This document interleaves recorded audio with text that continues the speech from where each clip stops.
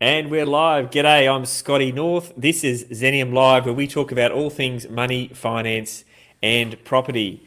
And today, I'm joined once again with the one, the only PJ Patterson from Keystone Financial. PJ, how you going? Mate, I am fantastic. I've been wandering around the Louvre here in France. I've settled here in front of the Mona Lisa, very famous painting. Thought I'd broadcast live. Mate, the baguettes are fantastic. The coffee's great. French people, typical snobby, but for all our French audience members out there, we love you, Well, France. we're global, mate. You need to be careful. So we do Gotta be broadcast careful. technically to France. So we'll We have a do. revolt, a I'm revolution on sure. our hands, even. I'm sure the chat stream is already busting now with comments about how dare he say these negative things about France. Anyway, I love France. I love French people. I love France. I've never been there actually, so I can't really say. But anyway, except for today when I flew in just to broadcast from the Louvre. Yeah, well, obviously, yeah, but we are live, so you're still there. So I'm not sure how you flew it, but anyway, let's get on to this. We've got already people joining us. Michael is saying, "G'day, gentlemen." He's probably talking to you and someone else, mate. I'm not sure who else he's talking to. I'm Maybe not that sure man who's talking behind you. about. Yeah, maybe. Could be. And for those of you listening to our Xenium.Live podcast, that was a really bad joke because as PJ's got his background there, the Mona Lisa is behind him. It's not actually a bloke, so I was having a bit of a dig. But thank you for joining us on the podcast if you are listening to us today or further down the track or anytime because they're there for eternity. Right, PJ, today it's one of our less serious sort of topics, I guess, and not so much a market update and what have you. And today I want to ask you the question, what is the weirdest or wackiest investment you've had a client make? Not saying that you recommended it, but what you've seen them do. Yeah. I think the latest question that I've had on, I wouldn't necessarily call it weird and wacky investment, but certainly not mainstream, is a question about whether it is a good idea to invest in art.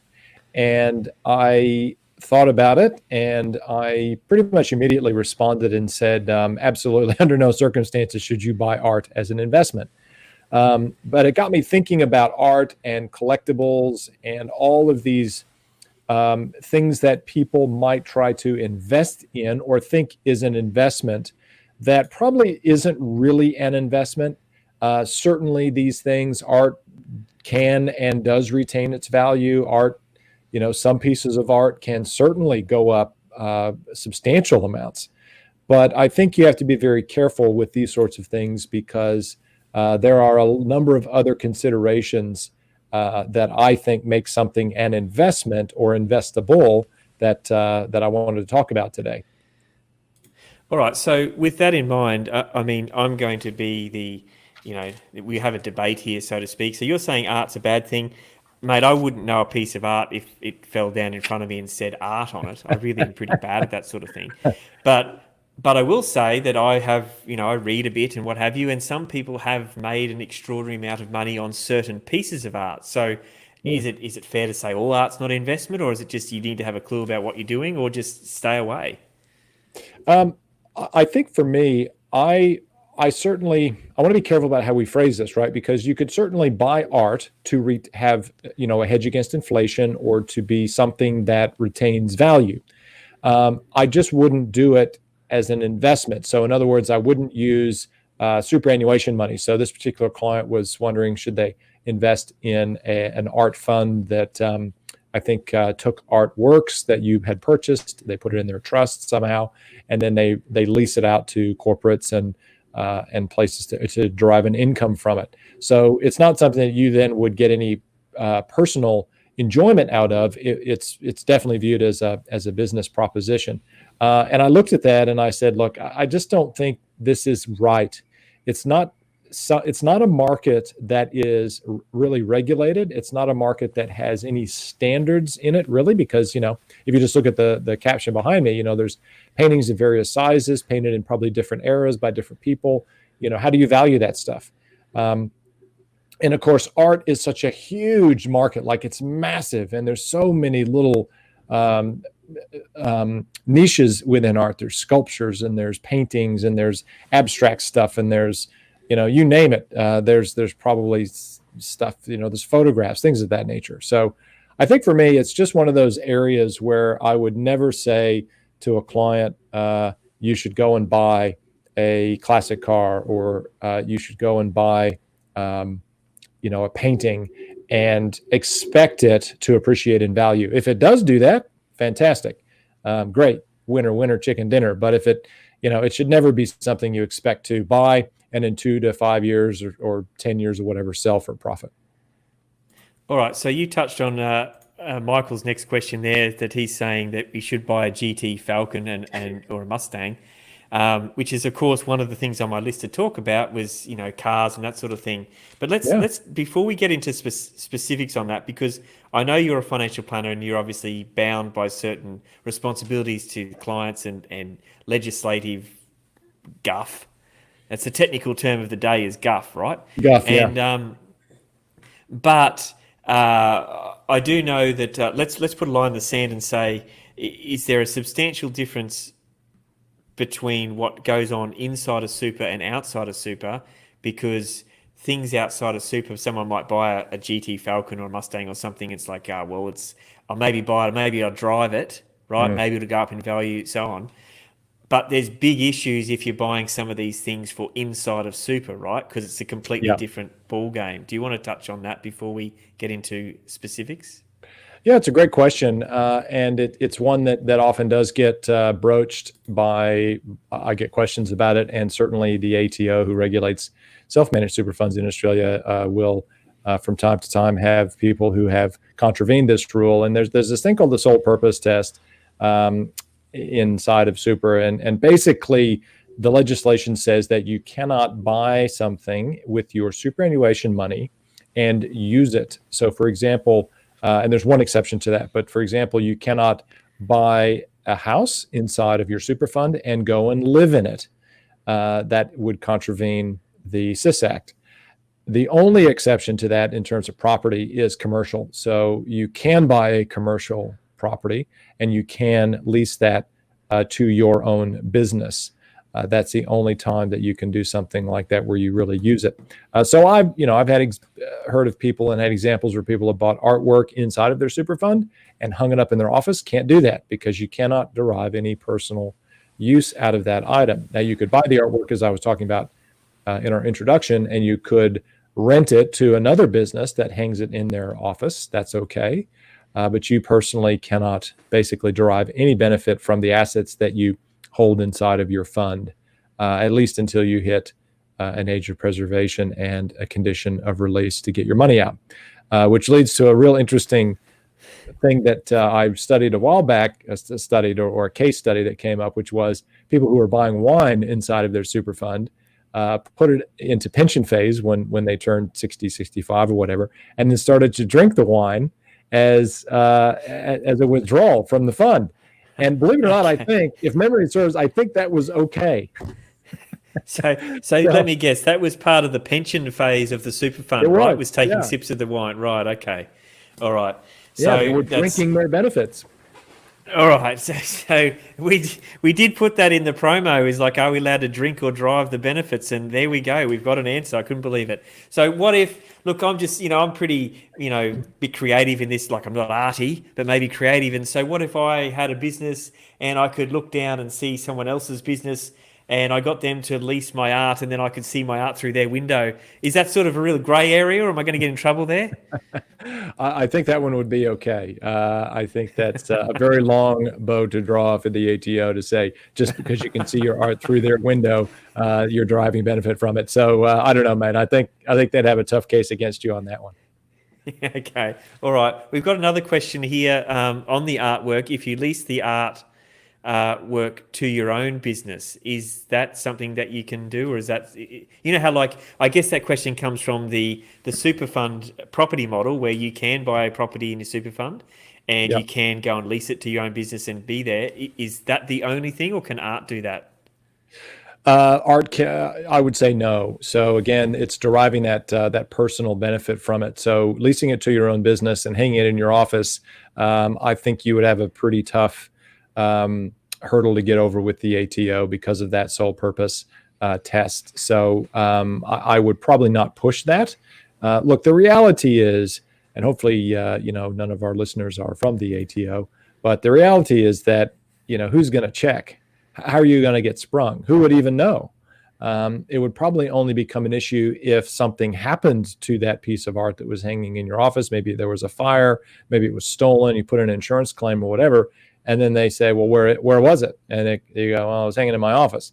And then it kicks off a whole, raft of questions around that. But even then, unlikely that someone would necessarily figure it out. But every fund, of course, is audited every year. And if the auditors are doing their job and you have something like a piece of art or a classic car or whatever it is inside of the fund, they're going to ask you some questions like, where is it stored? Or if it's leased, where is it domiciled? Is it insured? All of these things. And so there should be a check or balance to, if an auditor found that you had it hanging in your office and they went, well, you can't do this, they might be compelled to lodge a contravention report with the ATO. So you just don't want to go there, I guess is my point. You're just a party pooper today, PJ. What's going on? I can't do anything. I'm Debbie Downer today, mate.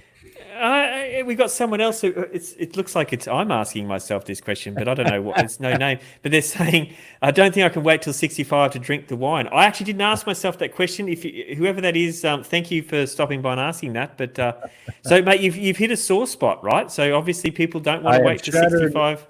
I have shattered dreams and ambitions, mate. I am absolutely a Debbie Downer today. Mate, is there any way we can do a transition to retirement with the wine sipping in the super fund? Like, is that can be part of the pension phase, withdrawal? Yeah, well, as I said earlier, the case study we did on this, so the thing I read about, and this was 10 years ago, so I'd have to refresh this, but as soon as you go on pension phase, of course, you are drawing your benefits from your fund. And as a part of that benefit withdrawal, they were drinking the wine. So again, I would argue that if that is still the case and the ATO hasn't, released some special private ruling or something on stuff like this to say you just can't do it, then I would say that case study would hold true, that if you were in withdrawal mode or pension phase, and you don't have to be 65 to do that, by the way, but if you were in that phase and you wanted to drink your benefit, then go for it. Drink that grain. Okay, so while we're still on the super topic, pretty much, let me put it in, see if I can put in my understanding, right? So as long as I don't get any enjoyment out of the item I'm purchasing till I'm able to, at 65, till I'm actually able to access super, so to speak, or whatever that age might be as a transition, etc., then I can buy whatever I want in the super fund if I consider that as long as the trustee says that and all that sort of thing. Technically, correct. It's open-ended. Is that correct? Well, no, trust deeds are pretty well defined. Every trust deed will have an investment strategy in it. And if the investment strategy is not broad enough and says you can buy art, then you would need to amend that. Now, of course, you can amend that and to say that, the fund could own 1% of its investable funds could be held in art or whatever. But the investment strategy does need to actually stipulate that those sorts of assets are allowed to be held by the trustees. Right.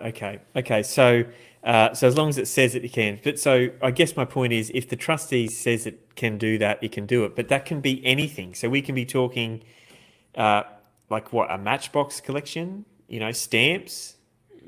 Obviously, gold and jewels and stuff and all that. Of course. Look, anything, I suppose, that could be classified as an asset that will retain its value could potentially be held there.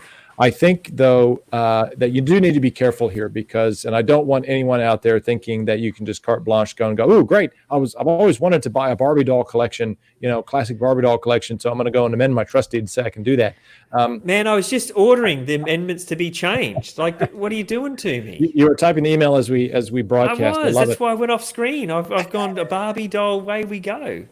Right, the Matchbox, everything. The point I was going to make on that is I think the ATO, so certainly if you had a very small percentage of your assets and stuff like that, I don't think it would raise too many questions. An auditor might look at you a bit funny and go, can you just put in a note or a minute as to why this is an appropriate investment for the fund?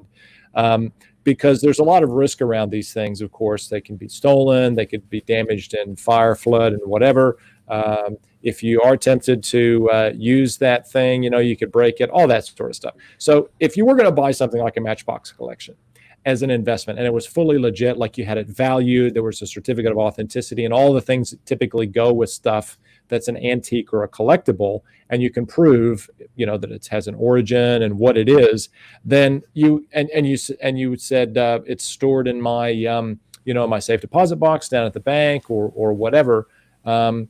I don't see how there could be an argument from the ATO or from an auditor as to its validity as an investment for the fund. But again, you wouldn't want to have 50 or 60 or 70% of your capital invested in stuff like collectibles and antiques and this sort of thing. Yeah. Okay. All right. So far we've talked about mainly SMSF, and I guess that's probably the big risky side of things. But we've only talked about tangible items like Barbie dolls and collectible cars and art and what have you. Mm-hmm. What about intangible things? I mean, there must be investments that a lot of things are intangible, including the crypto space. I mean, that's going to be open for a lot of investment for people in their super funds and obviously outside of their super funds. I'm not saying that's a weird and wacky investment, but it's definitely an intangible one. You can't touch and feel it. Most definitely. And that's a great segue into something that's a little bit closer to, the realm of investable things that people are used to. And cryptocurrencies certainly fall in that space. I have lots of clients who do buy varying, types of coins. But again, this is another area that I typically dissuade my clients from investing in, because at least anything that's outside maybe the top, 2 or 3 cryptos, because I think at last count, and I only did this about a year ago, there was over 3,000 cryptocurrencies listed. And I'm sure that number has now exploded even higher. So again, it's a case of if it's a cryptocurrency and you wanted to invest in it, you would want to invest in cryptocurrencies that are very well known. So your Bitcoins, your Ethereum. It's been so long since I've looked at these. I don't even know the names of half of them. Coinbase. I think there's Doggy Coin, mate. Doggy Coin. Doggy Coin. Yeah, there's all sorts of stuff. So, again, it's just one of those things where you could sprinkle a little bit of your, if you're using an SMSF as an example, sprinkle a tiny bit of money into that stuff, but treat it as a totally speculative type investment in that sort of intangible space. I would probably prefer that a client used money that they could absolutely afford to lose in something like that. So non-retirement funds, and then go for your life, because you might as well. Actually, you probably have better odds of it going, making you money if you went to the casino and bet on blackjack or roulette or something like that. But which I'm sure all the Bitcoin people out there listening are like, oh, what are you talking about? It's ridiculous. But anyway, these cryptocurrencies are very, very, look, it's like any investable asset, really. It's based on the fact that people give it a market because they seem to have some sort of confidence in it. So they think that it's, that it's worth something, and that's what assigns it its value. Well, look, I think if people are looking to just go and bet on black, they could go and hit up the new poker club on the Sunshine Coast that my brother's been party to open up, called Poker Republic. So there's a shout out to him. So check them out on Facebook and other places. And it's worthwhile coming to visit Sunshine Coast just to do that, I reckon. But mate, that was just a free plug to the little brother who's probably twice my size. So let's shift away from SMSF, because obviously there's a lot of rules around that, as we've discussed, and the trustee has to say that you can do this, and as you said, you can amend it, etc. But it's important to have all those sort of things lined up. Now, outside of super, where it's essentially, going back to Michael's question of a classic car or something like that, where you can drive it and it does appreciate in value. Have you seen some wacky things, but you've had clients had a win on that have done things like that? Oh yeah, for sure. I mean, I've had clients that have bought or own. They probably fell into it by accident. I think the Mustang was mentioned earlier. People who have these old 70s Mustangs and stuff, they might have bought it. They've refurbished it, and you know what? They're worth a lot of money now. And that's more of a passion thing. People are petrol heads. They love cars, and they like that particular type of car. They buy it, and they they fix it up and they look after it. And yeah, stuff like that's going to go up in value. I've had clients or people, it's not clients, but rather people that I know who have bought, for example, I think there was I'm not much of a petrol head, but I think the HSV Holden Commodore, they stopped making them, or there was some special version of it that they only made a certain number. And so this guy bought one of them. There was a Jaguar that he bought that was, a limited release sport version of one of the Jags. Stuff like that I could easily see with your own money making an investment in something like that. Because if you're buying something, if you think about what is a collectible, what is an antique, what is what is art, it's something that's fairly unique, that is not going to be reproduced. It's not going to be readily produced. Even a Ferrari, yes, they make a number of Ferraris every year, but they don't make 50,000 of them. They make a few thousand. So things like that, that if you bought one and I suppose looked after it and didn't crash it in the first 10 minutes of driving it and going crazy out there on the roads, that it would probably go up in value after a number of years, 10 or 15 years. So I don't have a problem with doing that kind of stuff with your own money. Sure, why not? Because it's not, you're not relying on that for retirement or provisioning for something later in life. You can enjoy it now. You can drive it now. You can buy it and sell it. Mate, now. I think that I might retire now because I've just worked out I've only got 4 children. We're not making any more, so therefore they've got to go up in value, right?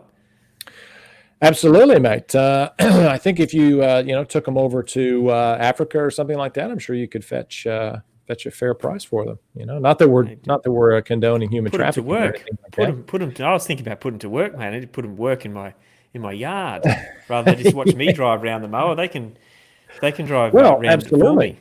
Absolutely, mate, for sure. Yeah, that's good. Hey, all right. So we covered that. Now, the one thing I wanted to sort of point out, and I know in the car space, like I'm not particularly a mega petrol head. I kind of know some cars. I don't know a lot of the old cars though, because I'm not very old. And but what I will say is I've seen a couple of groups of people operating in this space, and they are ones that really have a clue about what they're doing, and they really do know how to spot a bargain, and they either do really well or they don't know what they're doing and what have you. Because they're hidden behind closed doors, you never see them. The other group is they've just got money and they've always wanted to have cars, and they kind of just buy them. And the third group is kind of like they enjoy them, they buy them, and it's kind of an excuse to tell probably their partner, usually their wife, that, honey, we're going to make money on this V8, whatever we're buying. And so that's why I've got to drive it around and buy it, right? Yeah. Have you seen any other? Is that kind of the 3 groups that you've seen? Oh yeah, it's the this is a great deal. Like they've only made 100 of these things, so I should buy one. And to be fair, you do hear stories like this. I think recently there was an old Jaguar. I don't know of the version, but it was probably made in the 60s. Jaguar, and I think it sold for some ridiculous amount of money, like $10 million or something like that, because there's only like a very few left in the world. And there's some other, very classic cars like the Shelby Mustangs and things that have tremendous value because, and they don't come up for sale very often. And sometimes, and just, I suppose, to come back to the art and the collectible market, one of the interesting things and a metric that's often looked at is what is the fine art market, as an example, what's happening with art prices. And that's oftentimes a signal for maybe that there's going to be some inflation down the track or whatever, because who are the people that buy this stuff? It's the uber wealthy. They're really rich, and they want to store their wealth in something. And so I think maybe a couple of years ago, some huge sum of money, $200 million or something, was paid for I don't know if it was a Picasso, a Monet, or one, some painting that doesn't trade hands very often. But the amount of money was like, double or triple what it had previously traded for. And that's often a sign that there's trouble ahead, because when the really wealthy people are buying these rare cars or the rare paintings and the rare artworks and things like that, and the auctions at Sotheby's and Christie's and stuff are doing really well in that space, it can be a sign. Well, two things. It can be a sign that there's irrational exuberance out there and the shit's about to hit the fan, or we're about to experience a huge bout of inflation. So whilst we're kind of having some fun with this topic today, there are things to actually watch in the fine art market. And even you could extrapolate that out to Bitcoin as well. You could say, wow, Bitcoin went to $20,000 a coin or something like that a couple of years ago. And that was a frenzy, a fervor around that we have not seen repeated. So it bears watching a lot of this, even though it is a very tricky market. Yeah. So is there we talked about the volatility index, for a couple of times over the shows previously. Mm-hmm. Is there an index to watch this sort of transient art price or collectibles price? Like, is there an index to watch on this that you know of, or is it sort of just all behind closed doors? Yeah, I don't think there's an index per se. There could be an index. I don't think so. But what you can watch are the auction results, and these do get published from time to time on the financial media. The auction results from a Sotheby's or a Christie's or any of the other big auction houses, if they're getting record prices for collectibles and artwork, you typically will hear about it. From time to time, of course, there are these massive auctions of classic cars and stuff like that. For whatever reason, collectors, people collect this stuff, and then, we're all human. They die. Their estate goes, what the hell we want to do with all these cars? I don't know. Let's sell them. We want to get the cash for them. And these collections will come up and get sold. So I think just watching for that sort of stuff and then seeing maybe what they sold for previously versus what they're selling for today, you can get a gauge on what's happening in that market. But certainly there would be experts out there who deal in these spaces. I certainly do not, but there would be people out there who could probably comment on that sort of thing. All right. Well, that's good. So before we log off for the day, the final question I wanted to touch on was kind of the opposite to what we're talking about, right? So what is a mainstream acceptable and investment that kind of everybody, in inverted commas, does, but is really kind of weird, wacky, and stupid, and they shouldn't do?